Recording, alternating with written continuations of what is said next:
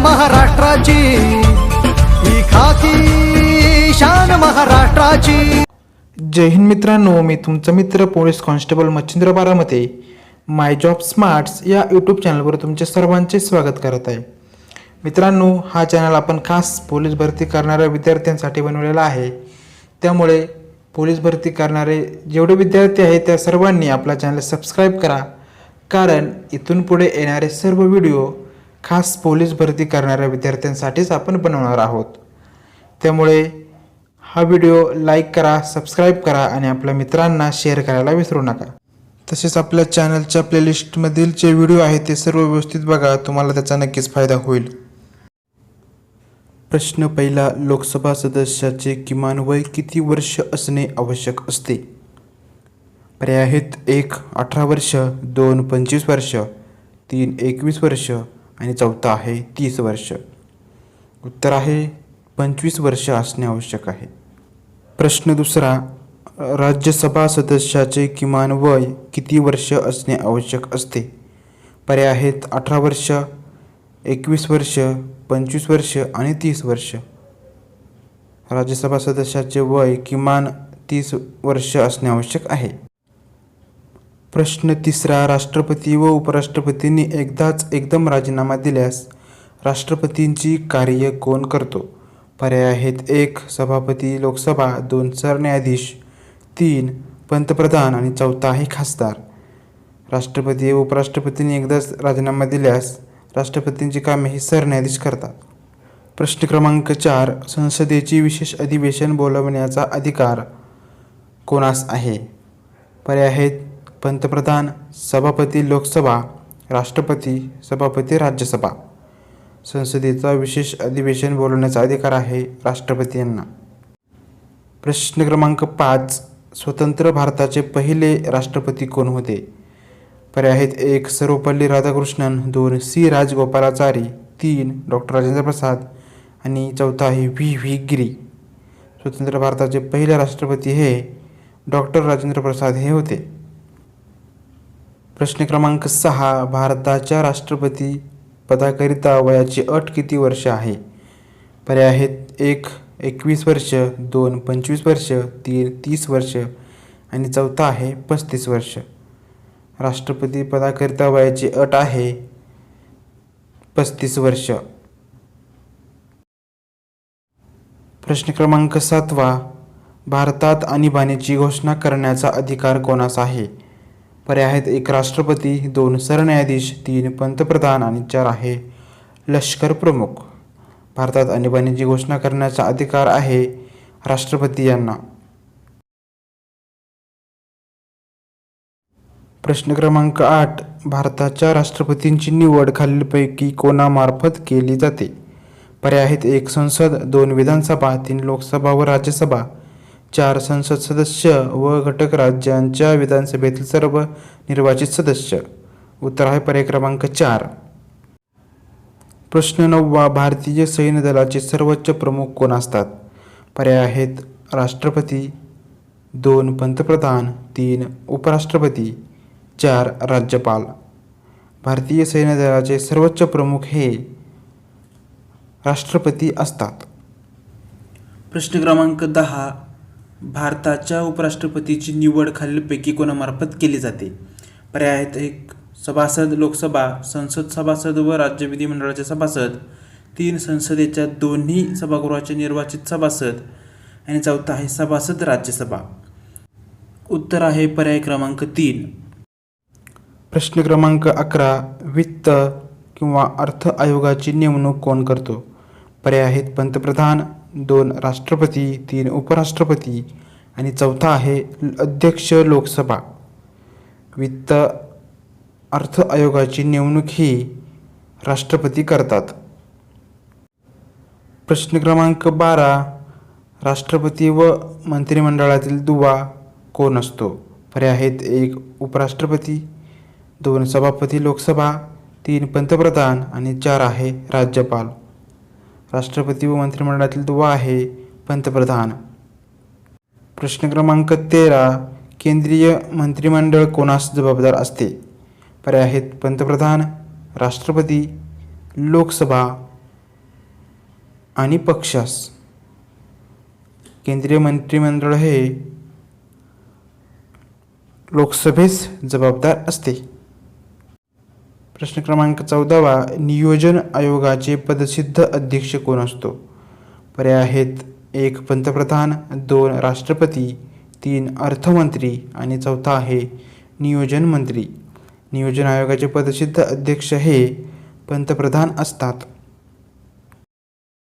प्रश्न क्रमांक 15, सर्वोच्च न्यायालयाच्या सरन्यायाधीशाची नेमणूक कोण करतो? पर्याय आहेत 1 राष्ट्रपती, 2 पंतप्रधान, 3 संसद आणि 4 आहे सर्वोच्च न्यायालय. सर्वोच्च न्यायालयाच्या सरन्यायाधीशपदाची नेमणूक ही राष्ट्रपती यांच्यामार्फत होते. प्रश्न क्रमांक 16, सर्वोच्च न्यायालयातील न्यायाधीशांचे सेवानिवृत्तीचे वय किती वर्ष असते? पर्याय आहेत 1 58 वर्ष, 2 60 वर्ष, 3 62 वर्ष आणि चौथा आहे 65 वर्ष. सर्वोच्च न्यायालयातील न्यायाधीशांचे सेवानिवृत्तीचे वय हे 65 वर्ष असते. प्रश्न क्रमांक 17, उच्च न्यायालयातील न्यायाधीशांचे सेवानिवृत्तीचे वय किती वर्ष असते? पर्याय आहेत 1 58 वर्ष, 2 62 वर्ष, 3 60 वर्ष आणि चौथा आहे 65 वर्ष. उच्च न्यायालयातील न्यायाधीशांचे सेवानिवृत्तीचे वय हे 62 वर्ष एवढे असते. प्रश्न क्रमांक 18, भारताचे सर्वोच्च न्यायालय कोठे आहे? भारताचे सर्वोच्च न्यायालय कोठे आहे? पर्याय आहेत नागपूर, दिल्ली, कोलकाता आणि मुंबई. उत्तर आहे भारताचे सर्वोच्च न्यायालय हे दिल्ली या ठिकाणी आहे.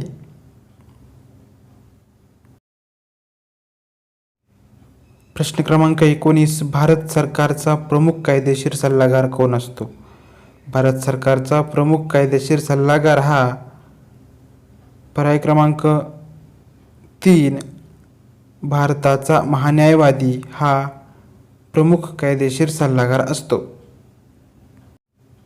प्रश्न क्रमांक 20, सर्वोच्च न्यायालयात एकूण किती न्यायाधीश आहेत? सर्वोच्च न्यायालयात एकूण पर्याय बघा 1 21, 2 13, 3 14 आणि 4 31. उत्तर आहे सर्वोच्च न्यायालयात एकूण 31 न्यायाधीश असतात. प्रश्न क्रमांक 21, भारतीय संविधानात अंतर्भूत मूलभूत हक्कांचे संरक्षण करण्याची जबाबदारी कोणाची असते? पर्याय आहेत 1 संसद, 2 भारताचे सर्वोच्च न्यायालय, 3 राष्ट्रपती आणि चौथा आहे पंतप्रधान.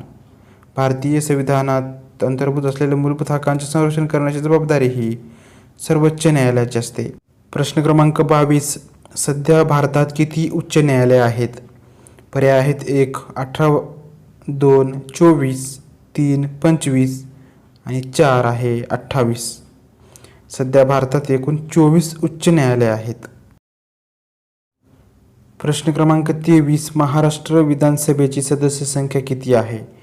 पर्याय आहेत 1 250, 2 78, 3 288 आणि चौथा आहे 550.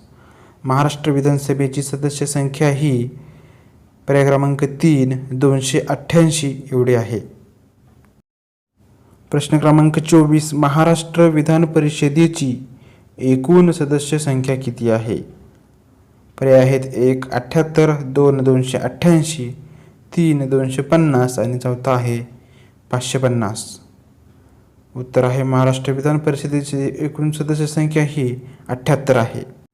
प्रश्न क्रमांक 25, विधानसभेत कमाल व किमान किती सभासद असतात?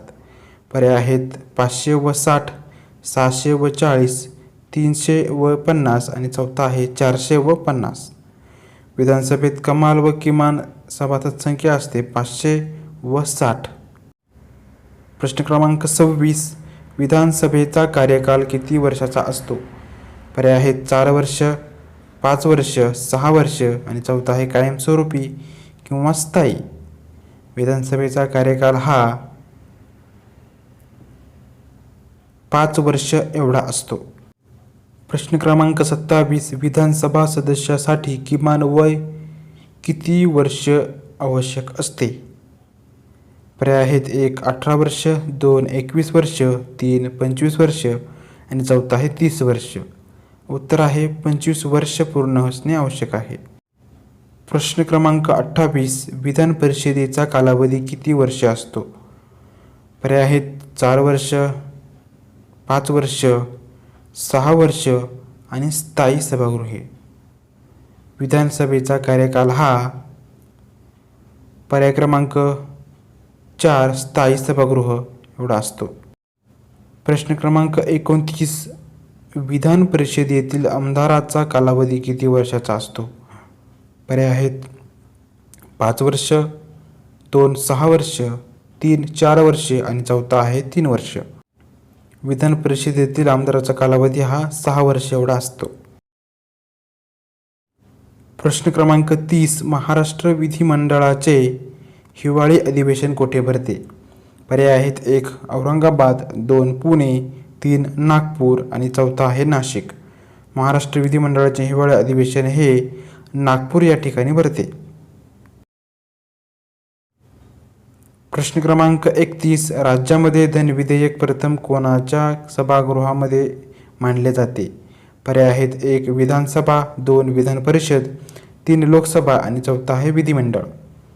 राज्यामध्ये धन विधेयक प्रथम विधानसभेमध्ये मांडले जाते. प्रश्न क्रमांक 32. घटक राज्यातील कनिष्ठ सभागृह टिंबटिंब आहे. पर्याय आहेत 1 लोकसभा, 2 विधानसभा, 3 विधान परिषद आणि चौथा आहे राज्यसभा. घटक राज्यातील कनिष्ठ सभागृह हे पर्याय क्रमांक 3 विधानसभा हे आहे. प्रश्न क्रमांक 33 आहे. घटक राज्यातील वरिष्ठ सभागृह टिंबटिंब हे आहे. घटक राज्यातील वरिष्ठ सभागृह हे टिंबटिंब आहे. पर्याय आहेत 1 लोकसभा, 2 विधानसभा, 3 विधान परिषद आणि चौथा आहे राज्यसभा. उत्तर आहे घटक राज्यातील वरिष्ठ सभागृह हे विधान परिषद आहे. प्रश्न क्रमांक 34. विधानसभा बरखास्त कोण करतो? विधानसभा बरखास्त कोण करतो? पर्याय आहेत 1 राष्ट्रपती, 2 मुख्यमंत्री, 3 राज्यपाल आणि चौथा आहे सभापती विधानसभा. उत्तर आहे राज्यपाल विधानसभा बरखास्त करतो. प्रश्न क्रमांक 35. राज्यपालाची नेमणूक कोण करतो? राज्यपालाची नेमणूक पर्याय आहेत राष्ट्रपती, पंतप्रधान, मुख्यमंत्री आणि संसद. राज्यपालाची नेमणूक हे राष्ट्रपती करतात.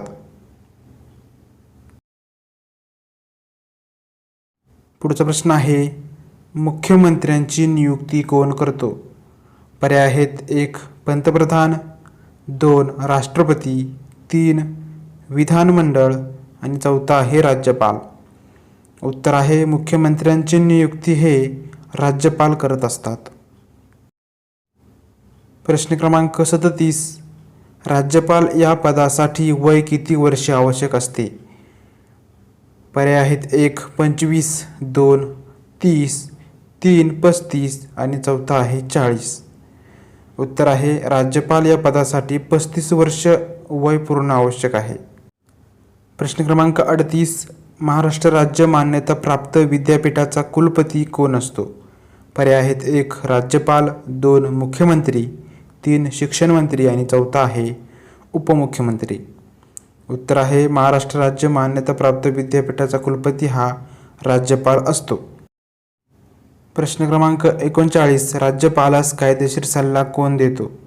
पर्याय आहेत 1 पंतप्रधान, 2 राष्ट्रपती, 3 भारताचा महान्यायवादी आणि चौथा आहे ॲडव्होकेट जनरल कंसात महाधिवक्ता. उत्तर आहे पर्याय क्रमांक 4 ॲडव्होकेट जनरल महाधिवक्ता. प्रश्न क्रमांक 40. आणीबाणीच्या काळात संसद किती वर्षापर्यंत विधानसभेचा कार्यकाल वाढवू शकते? पर्याय आहेत 1, दुसरा आहे 2, 3 आणि 5. उत्तर आहे 1 वर्षापर्यंत कालावधी वाढवू शकते. पुढचा प्रश्न आहे खालीलपैकी कोणत्या गृहाचा अध्यक्ष हा त्या गृहाचा सदस्य नसतो? पर्याय आहेत 1 लोकसभा, 2 विधानसभा, 3 विधान परिषद आणि चौथा आहे राज्यसभा. उत्तर आहे राज्यसभेचा अध्यक्ष हा त्या गृहाचा सदस्य नसतो. प्रश्न क्रमांक 42 कलम 370 कशाशी संबंधित आहे? पर्याय आहेत 1 आणीबाणी, 2 सिक्कीम, 3 पटना आणि 4 आहे जम्मू आणि काश्मीर. कलम 370 हे जम्मू आणि काश्मीर याशी संबंधित आहे. पुढचा प्रश्न आहे निवडणूक आयोगाची नियुक्ती करण्याचे अधिकार कोणाला आहेत? निवडणूक आयोगाची नियुक्ती करण्याचे अधिकार पर्याय आहेत 1 पंतप्रधान, 2 संसद, 3 राष्ट्रपती आणि 4 आहे वित्तमंत्री. उत्तर आहे निवडणूक आयोगाची नियुक्ती करण्याचे अधिकार राष्ट्रपती यास आहेत. पुढचा प्रश्न आहे मुख्यमंत्री व त्यांचे मंत्रिमंडळ कोणास जबाबदार असते?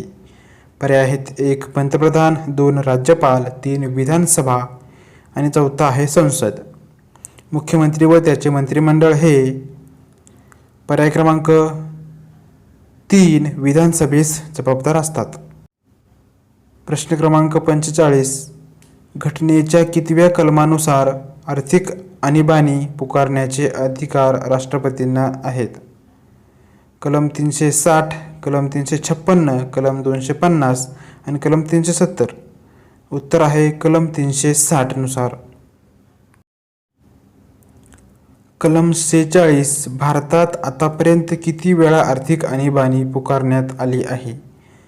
पर्याय आहेत 1 वेळा, 2 3 वेळा, 3 2 वेळा, 4 आहे एकदाही नाही. उत्तर एकदाही नाही. पुढचा प्रश्न आहे खालीलपैकी कोणता कर केंद्र शासनाच्या उत्पन्नाचे एक साधन आहे? पर्याय आहेत 1 वाहतूक कर, 2 शेतसारा, 3 आयकर आणि 4 आहे व्यवसाय कर. उत्तर आहे आयकर हा केंद्र शासनाच्या उत्पन्नाचे एक महत्त्वाचे साधन आहे.